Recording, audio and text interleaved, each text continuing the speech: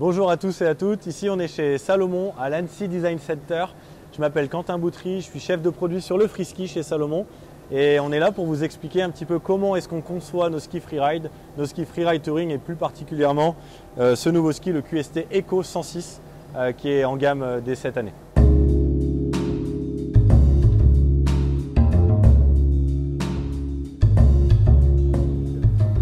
Alors les idées qu'on a dans les bureaux, déjà elles viennent d'une découverte, je dirais, des skieurs du monde entier, des consommateurs. L'évolution des pratiques aussi, c'est un élément super important. C'est ça qu'on passe, on a de la chance, on passe quand même pas mal de temps sur la neige, à l'écoute des utilisateurs, à l'écoute des skieurs, essayer de comprendre ce qu'ils ont envie d'avoir. Et donc derrière tout ça, on a toute une première phase de réflexion, de brainstorming. Okay, comment est-ce qu'on peut améliorer leur expérience? Je pense qu'il faut se dire qu'on ne développera pas un ski s'il va répondre aux mêmes caractéristiques d'un ski actuel. L'objectif, c'est vraiment d'améliorer l'expérience d'un skieur et donc tout part de là.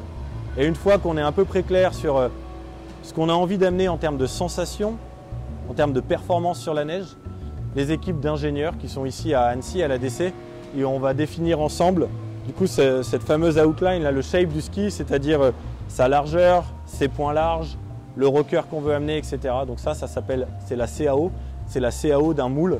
Le moule, c'est cette partie d'aluminium qui va à la base nous permettre de construire le ski à l'intérieur.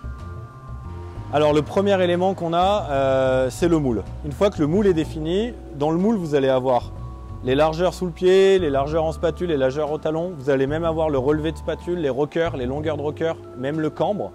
Donc le moule, ça définit quand même vraiment le programme du ski. À l'intérieur de ce moule-là, pour construire le ski, on a énormément de choix, des choix de noyaux différents, différentes essences de bois, des choix de fibres différents, des choix d'inserts. Par exemple, ici, on a décidé de venir mettre un insert en spatule et en talon avec du liège pour absorber les vibrations, pour absorber et pour filtrer le terrain, je dirais. Et donc, tous ces choix-là, ils sont faits une première fois pour répondre aux besoins qu'on a identifiés. Donc, on va presser un premier ski, c'est-à-dire on va le mouler dans le moule. Et une fois que ce ski sort, on a la chance de pouvoir aller le tester sur neige très vite après, parce qu'on est au pied des montagnes. Donc on va tester ski le lendemain. Je suis Sylvain Pilet, je travaille chez Salomon aux essais terrain ski et fixation.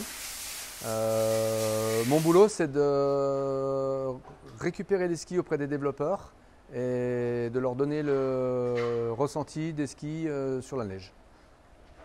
Et pour ça, je récupère des skis qui sont plus ou moins préparés.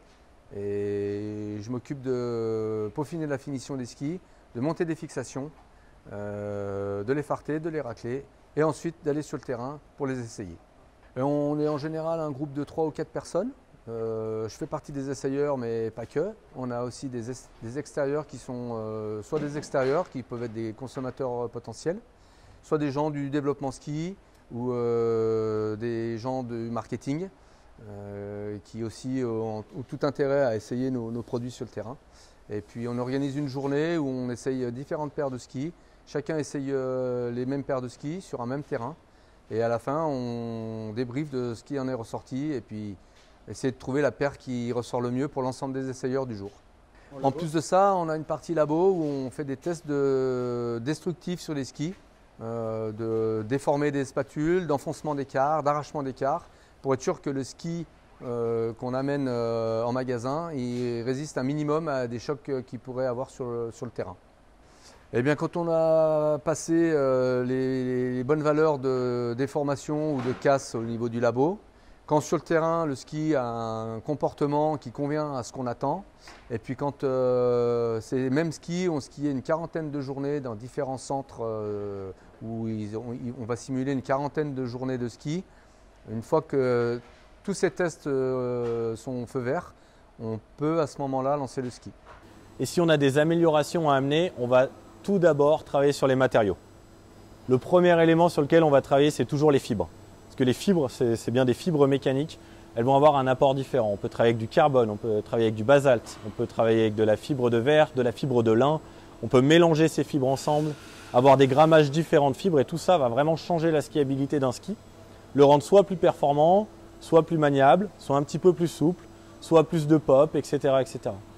Et donc ça, c'est vraiment la partie test qu'on va faire en amont pour être capable de trouver, je dirais, le bon réglage du ski. Mais si jamais ça ne se passe pas bien, ça peut arriver certaines fois, si malgré le fait de changer les noyaux, changer les fibres, changer tous les éléments du ski, on n'arrive pas à la skiabilité qu'on cherche, dans ces cas-là, on va retravailler un deuxième moule, on va faire un nouveau moule en prenant en compte du coup toutes les erreurs qu'on a pu faire sur le premier jet.